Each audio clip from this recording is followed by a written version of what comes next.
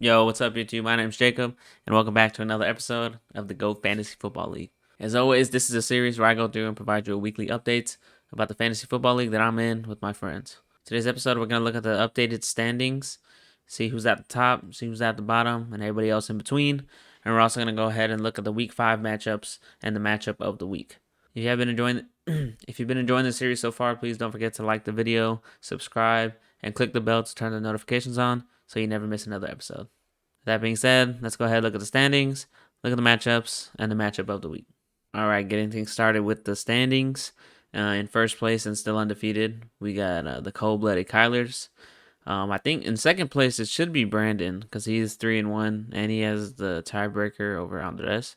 But ESPN has it Andres in second place. He's also 2-2.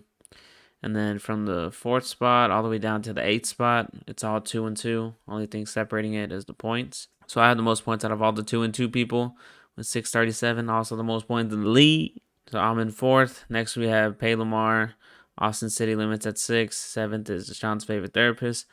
We have Let's Ride at number 8. At 1 and 3 we have 2 Infinity and Beyond. And in last place and still defeated, we got the SA Donkeys. Alrighty, let's go ahead and get into the matchups. In our first matchup, we have the undefeated cold-blooded Kylers versus the 2-2 Austin City Limits. Okay, let's go ahead and look at the lineup. Starting off with the cold-blooded Kylers.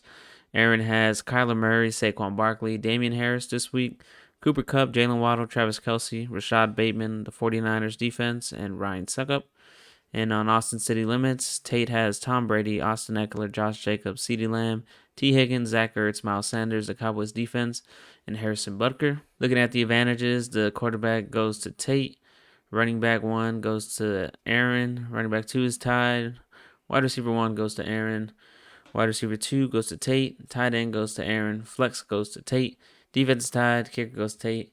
And ultimately, ESPN is projecting the cold-blooded Kylers to win 141-132. Let's go ahead and hear from the managers to see what they have to say. Week 5 matchup, cold-blooded Kylers versus Austin City Limits. Coming off a big W last week against Larry.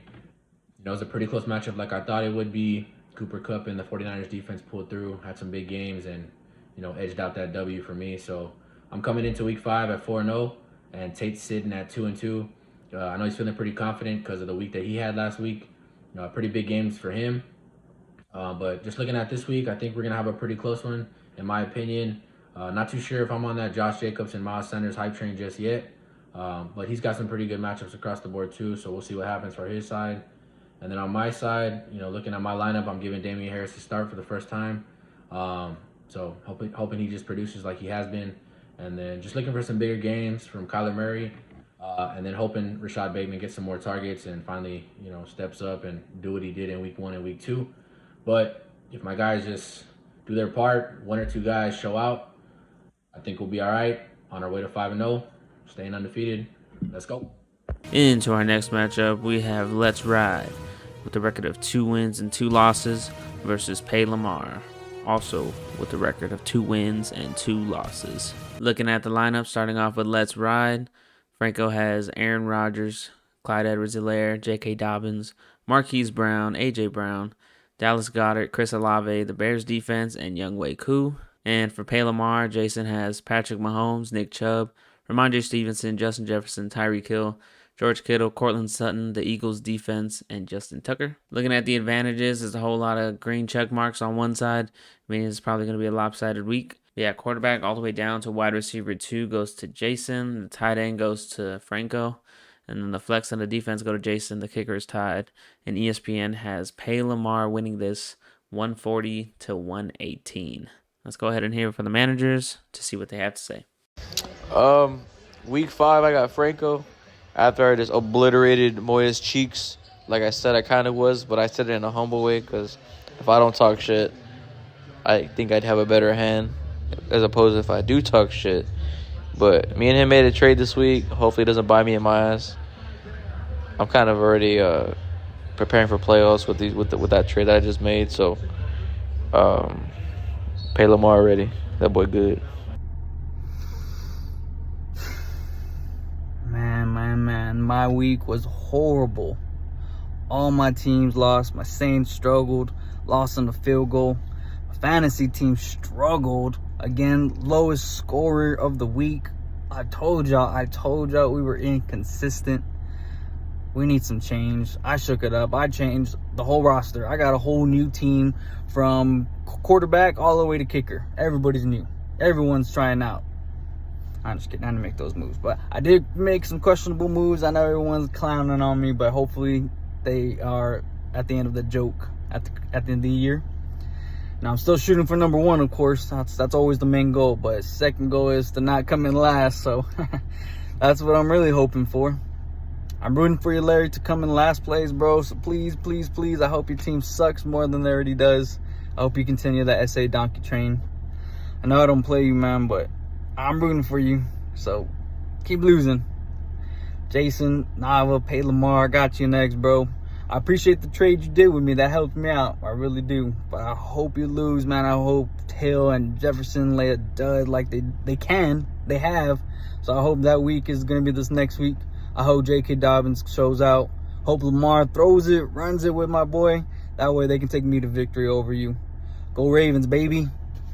Into our next matchup, we have Deshawns' favorite therapist with a record of 2 wins and 2 losses versus the Comebacks, who is definitely on a hot streak. He's won 3 games in a row, and he is 3-1.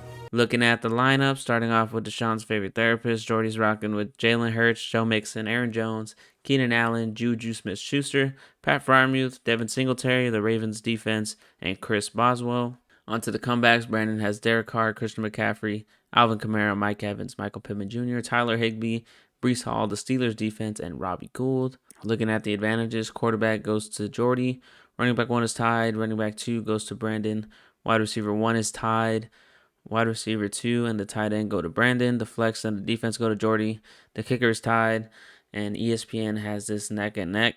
It is 126-126. Let's hear from the managers to see what they have to say. This week we got Jordy, the defending champs. Took care of Andres in week 4 pretty easy. I told you guys I was going to win. That boy didn't really stand a chance the whole week anyways. But this week I got the defending champ. Like I said, my team's been doing pretty solid, and that's because they haven't even gone off yet. CMC hasn't gone off, and Kamara hasn't gone off.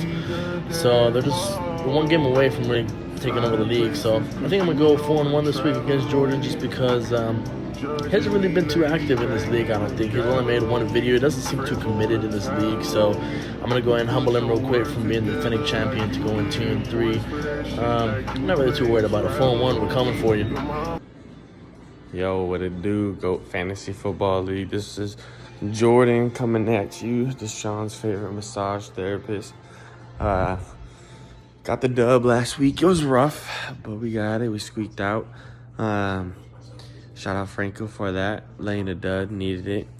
And now we're on to Brandon. So Brandon, you know, we're even right now, 126-126. I'm hoping that, you know, my team can perform the way they need and beat yours. You know, you got a couple of weapons, you know, the comebacks, doing well. Best of luck. Just kidding. Hope you lose. Hey, but it's Pickett season, baby.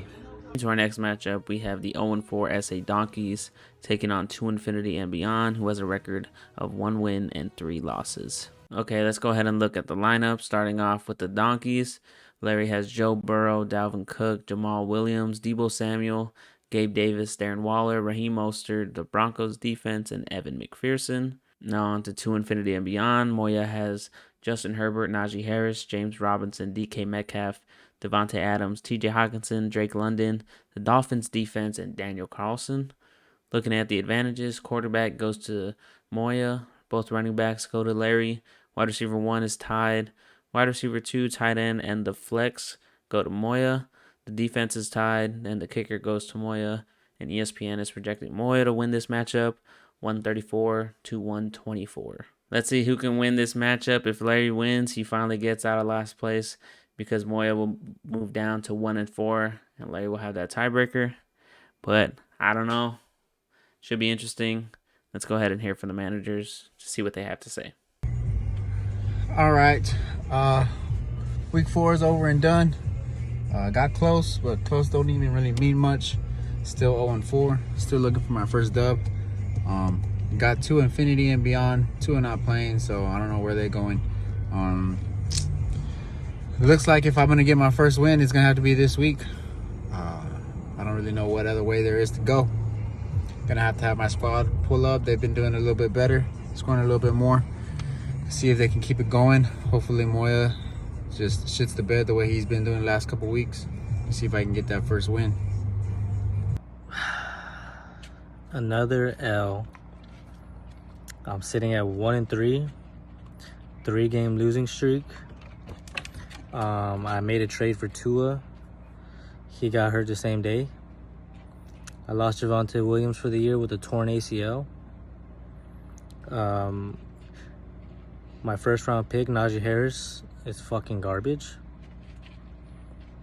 And I'm just not starting the right people. I don't know what's going on. But, yeah, I don't know what to do. I got Larry next, the SA Donkeys. I would not be surprised if I lose this game as well. But I'm hoping to bounce back, as I say this for the third week in a row. Hopefully, I do not fall to 1-4, because then I'm really going to panic. And last, but definitely not least, we have our matchup of the week. We have Anything Is Possible with a record of 2 wins and 2 losses versus me, stiff-armed and dangerous, with a record of 2 wins and 2 losses. Let's go ahead and check out the lineups. On my side, I have Josh Allen, Derrick Henry, Damian Pierce, Stephon Diggs, Amon-Ra, St. Brown, Gerald Everett, Christian Kirk, Buccaneers defense, and Brett Maher. And for Anything Is Possible, Andres this week is rocking with Lamar Jackson, Leonard Fournette, David Montgomery, Jamar Chase, Chris Godwin, Mark Andrews, Devonta Smith, the Bills defense, and Matt Gay. Looking at the advantages, the quarterbacks are tied. Running back 1 goes to me. Running back 2 goes to Andres. Both receivers go to me. Tight end goes to Andres. The flex goes to me. Defense and kicker go to Andres. And overall, ESPN is projecting me to win 139-137. Let's go ahead and hear what we had to say about this matchup of the week. Suffered a heartbreaking loss this week against Brandon, but we bounced back. We had a hot start, and then now we've kind of faltered a little bit. We're 2-2, and we got a tough matchup this week too against Stiff-Armed and Dangerous, probably the best performing team in the whole league, managed by Cheesy. But I'm looking forward to it. I just made a big trade this week for Jonathan Taylor, but he's going to be out for this Thursday night football game. So my roster is a little depleted at the moment, but the outlook is looking good for future weeks. My squad is pretty stacked, so we'll see. We'll see how this week goes. But good luck to Cheesy. He's got a great squad. Not going to lie, kind of disappointed we didn't get the win last week, but can't be too mad. I mean, the loss to the highest scorer in the league. Not that disappointed because my team still put up about 141. I mean, if I would have faced a couple other people in the league, I probably would have won, but hey, that's fantasy football, man. You know, but I can't be more proud of my team. You know, whenever I'm in fantasy and I draft these players, you know, we like family. I get emotionally invested. That's why I don't really like doing trades, because I feel like I'm losing a part of me when I trade them away, you know? And honestly, my team's doing great. We're averaging 171 points, and I got the most points scored in the league. Unfortunately, it's not really translating to that many wins, but hopefully we can get that switched around. Like I said, my team's been doing awesome. Everyone in my starting lineup is in the top 10 at their position, except Damian Pierce. He's 13, but he's right there. And as for Kyle Pitts, he's riding the bench this week. Gerald Everett, don't let me down. And honestly, if Kyle Pitts does go off, I wouldn't even be that mad, you know? No, I'm not. I'm lying. I'll probably be a little sad if I lose. But if I win and he goes off, I won't mind. Anyways, good luck to Andres, but not too much luck because I want to win. Alrighty guys, that's going to go ahead and wrap up today's video. If you did enjoy it, please consider dropping a like, commenting, and subscribing. Go ahead and comment down below. Let me know how your team is doing in your fantasy league. And if you have any start or sit questions, go ahead and drop them down below and I'll try to answer those as best as I can. That's going to be it for me, guys. I will see y'all in the next episode when we go through the Week 5 scores and take a look at the Donkey of the Week. Later.